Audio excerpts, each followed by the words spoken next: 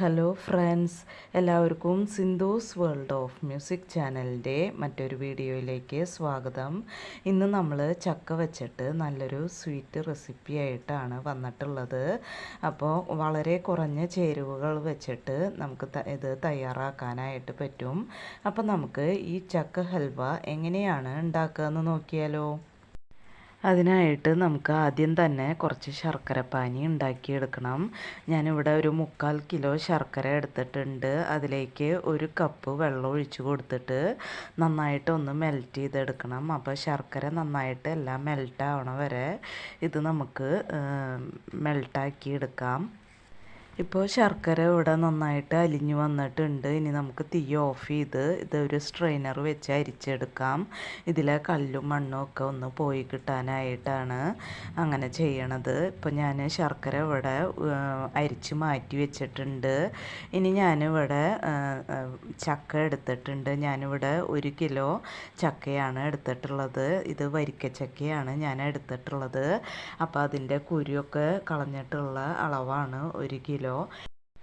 ഇത് ഞാൻ ചെറിയ കഷ്ണങ്ങളാക്കി നുറുക്കി എടുത്തിട്ടുണ്ട്. നമുക്ക് മിക്സിയിലിട്ട് അരയ്ക്കുമ്പോൾ എളുപ്പത്തിൽ അരഞ്ഞ് കിട്ടാൻ വേണ്ടിയിട്ടാണ് ഇതുപോലെ ചെറിയ കഷ്ണങ്ങളാക്കി എടുത്തിട്ടുള്ളത്.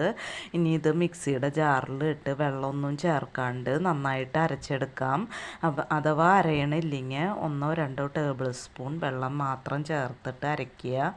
ഇനി ഞാനിവിടെ ഒരു പാൻ അടപ്പത്ത് വെച്ചിട്ടുണ്ട്. അതിലേക്ക് 1 ടേബിൾ സ്പൂൺ നെയ്യ് ഒഴിച്ച് കൊടുത്തിട്ടുണ്ട്. ഇനി നമ്മൾ അടിച്ച് വെച്ചിട്ടുള്ള ചക്കയുടെ പേസ്റ്റ് ഇതിലേക്ക് ഇട്ട് കൊടുക്കുന്നുണ്ട്. അപ്പം ഞാൻ വെള്ളമൊന്നും ചേർക്കാണ്ടാണ് ഇത് അടിച്ചെടുത്തിട്ടുള്ളത്.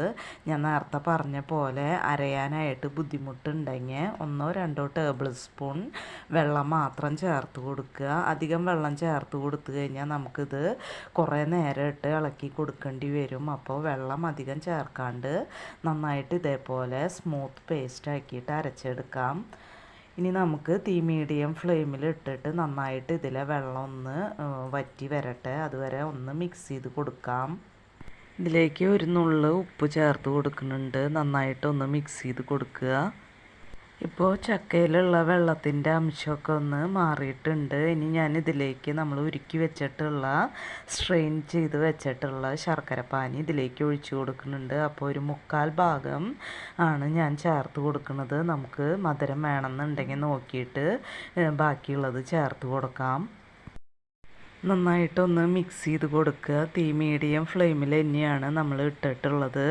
അപ്പം ഞാനിവിടെ നോൺ സ്റ്റിക്കിൻ്റെ പാത്രമാണ് ഇത് ചെയ്യാനായിട്ട് എടുത്തിട്ടുള്ളത്. അതുകൊണ്ട് ഇടയ്ക്കൊന്ന് നിർത്തി ഇളക്കി കൊടുത്താലും പ്രശ്നമില്ല. നമ്മൾ ഉരുളിയോ ഒക്കെ എടുക്കുകയാണെങ്കിൽ എപ്പോഴും കൈവിടാണ്ട് തന്നെ ഇളക്കി കൊടുത്തുകൊണ്ടിരിക്കേണ്ടി വരും. നോൺ സ്റ്റിക്കിൻ്റെ പാത്രമാകുമ്പോൾ നമുക്ക് ഹൽവയൊക്കെ ഉണ്ടാക്കാനായിട്ട് വളരെ എളുപ്പമാണ്. നമുക്ക് ഇളക്കി കൊടുക്കാനും അത് ആയി വരാനൊക്കെ ആയിട്ട് പാത്രത്തിൽ നിന്ന് വിട്ട് കിട്ടാനൊക്കെ ആയിട്ട് വളരെ എളുപ്പമായിരിക്കും. നന്നായിട്ട് മിക്സ് ചെയ്ത് കൊടുക്കുക. ഈ സമയത്ത് ഞാൻ മധുരം നോക്കിയപ്പോൾ ഇതിൽ മധുരം കുറവാണ്. അപ്പം ഞാൻ എടുത്ത് വെച്ചിട്ടുള്ള ശർക്കരപ്പാനിയിൽ നിന്ന് കുറച്ചും കൂടി ചേർത്ത് കൊടുക്കുന്നുണ്ട്. അപ്പോൾ അതാ ഇത്രയ്ക്കാണ് ഞാൻ മാറ്റി വെച്ചിട്ടുള്ളത്. 3/4 കിലോ ശർക്കരയിൽ നിന്ന് ഇത്രയും ശർക്കരപ്പാനിയാണ് മാറ്റി വെച്ചിട്ടുള്ളത്. അപ്പോൾ നമ്മൾ എടുത്തിട്ടുള്ള ചക്കയുടെ മധുരത്തിനനുസരിച്ചും നമ്മൾക്ക് എത്രയാണോ മധുരം വേണ്ടത് അതിനനുസരിച്ചൊക്കെ നമുക്ക് ശർക്കരപ്പാനിയുടെ അളവ് കൂട്ടുകയോ കുറയ്ക്കുകയോ ഒക്കെ ചെയ്യാം. അപ്പോൾ ഞാൻ എടുത്തിട്ടുള്ള ശർക്കര നല്ല കളറുള്ള ശർക്കര ആയതുകൊണ്ടാണ് ഈ കളറിൽ നമുക്ക് കിട്ടിയിട്ടുള്ളത്. അപ്പോൾ എടുക്കുമ്പോൾ നല്ല ശർക്കര തന്നെ എടുക്കാനായിട്ട് നോക്കുക. അപ്പോൾ നമ്മുടെ ഹലുവ കാണാനായിട്ടും നല്ല രസമുണ്ടായിരിക്കും. അപ്പോൾ ചക്ക വെച്ചിട്ട് ഒരുപാട് റെസിപ്പീസ് ഞാൻ നമ്മുടെ ചാനലിൽ അപ്ലോഡ് ചെയ്തിട്ടുണ്ട്. ചക്ക കേക്ക്, ചക്ക ഐസ്ക്രീം എന്ന് വേണ്ട പലതരത്തിലുള്ള ചക്ക കൊണ്ടുള്ള വിഭവങ്ങൾ ഞാൻ ഉണ്ടാക്കിയിട്ടുണ്ട്. അപ്പോൾ കാണാത്തവർ അതൊക്കെ ഒന്ന് പോയി കണ്ട് എന്നെ ഒന്ന് സപ്പോർട്ട് ചെയ്യുക.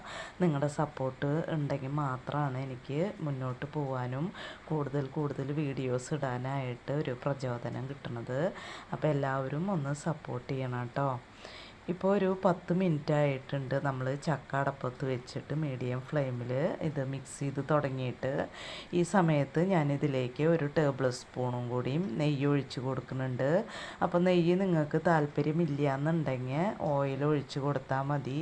അലുവയൊക്കെ ആവുമ്പോൾ കുറച്ച് ഓയിലോ നെയ്യൊക്കെ കൂടുതൽ ചേർക്കേണ്ടി വരും. അപ്പം ഞാനിവിടെ നെയ്യാണ് ചേർത്ത് കൊടുക്കുന്നത്. നന്നായിട്ട് മിക്സ് ചെയ്ത് കൊടുക്കുക. അപ്പോൾ ഇപ്പോൾ ചക്ക കിട്ടണ സീസണാണ്. അപ്പോൾ കിട്ടാവുന്നവരൊക്കെ ഇതുപോലെയൊക്കെ അലുവയോ ഒക്കെ ഉണ്ടാക്കി വെച്ചാൽ നമുക്കിത് കേടുകൂടാണ്ട് കുറേ നാൾ ഇരിക്കും. നമ്മൾ ഒഴിച്ച് കൊടുത്തിട്ടുള്ള നെയ്യ് ഇതിൽ അബ്സോർബായി വരുമ്പോൾ നമുക്ക് ഒരു ടേബിൾ സ്പൂണും കൂടിയും നെയ്യ് ഇതിലേക്ക് ഒഴിച്ച് കൊടുക്കണം. ഈ സമയത്ത് ഞാനിതിലേക്ക് ഒരു 3/4 ടേബിൾ സ്പൂൺ ഏലക്കയും പഞ്ചസാരയും കൂടി പൊടിച്ചത് ചേർത്ത് കൊടുക്കുകയാണ്. അപ്പോൾ ഇത് നന്നായിട്ട് ഇതിൽ മിക്സായി വരാനായിട്ട് ഞാൻ ഈ സമയത്ത് ഇതിലേക്ക് ചേർത്ത് കൊടുക്കുന്നുണ്ട്. നന്നായിട്ട് മിക്സ് ചെയ്ത് കൊടുക്കുക. ഇപ്പോൾ വീണ്ടും ഒരു 10 മിനിറ്റ് ആയിട്ടുണ്ട്. അതായത് ടോട്ടൽ 20 മിനിറ്റ് ആയിട്ടുണ്ട് നമ്മളിത് മിക്സ് ചെയ്ത് തുടങ്ങിയിട്ട്.